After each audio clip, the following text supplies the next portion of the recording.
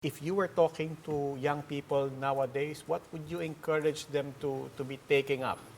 Well, I experienced this when I was invited to a program in Hagunoy, Bulacan, where we installed the rain collection systems. The audience were elementary, grade 5, grade 6, and I don't know what speech to make, so I just interviewed some of them what they wanted to be.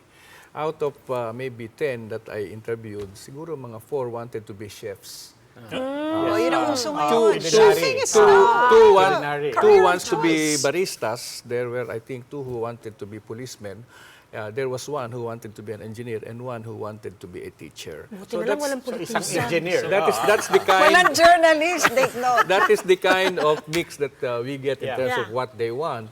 But I think it will be best to convince many of them to go into the science fields, because there are certain science fields or areas where we have very few people. For example, in the agricultural sector, the old scholars who went to Cornell are now aging, okay? Yeah. And so the people there in soil science, in entomology, are getting to be fewer and fewer. And particularly in the areas of agriculture, yung specialized areas, very few are interested. What's happening to What good about, research? what about the OST? science schools?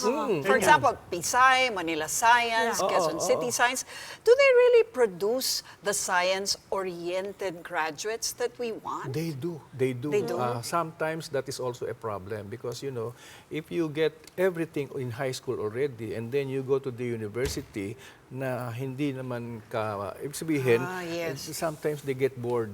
So kailangan UP ang Kailangan, mga ganong level. And But you even think- UP has to, You level think up there's it. enough interest there? I mean, there how is do enough if you can judge it by the number of applicants. For example, in the DOST scholarship program,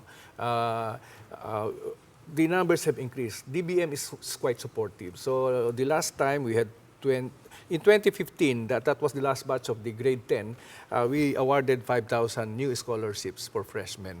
When we resumed in 2018, 2 years na wala kaming scholars sa freshmen kasi walang gumagraduate pa ng high school, we were given 8,000 slots. Okay? And this year, 9,000. may particular areas ba sila of interest sa sciences?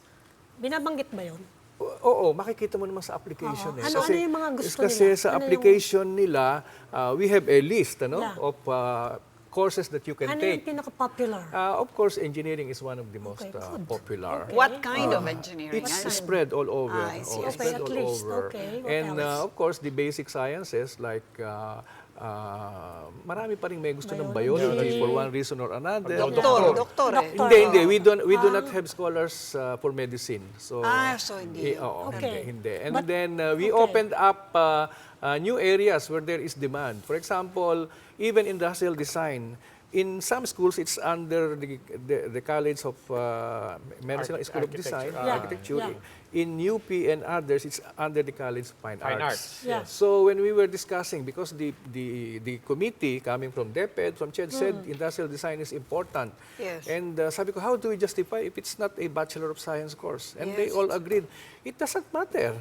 If Basta we need sciences. industrial and it is actually technology-oriented, Okay. we don't care if it comes from the College of Fine Arts. So we open industrial design, whether it's fine arts or whether it's a science curriculum, because they really use technology. Okay.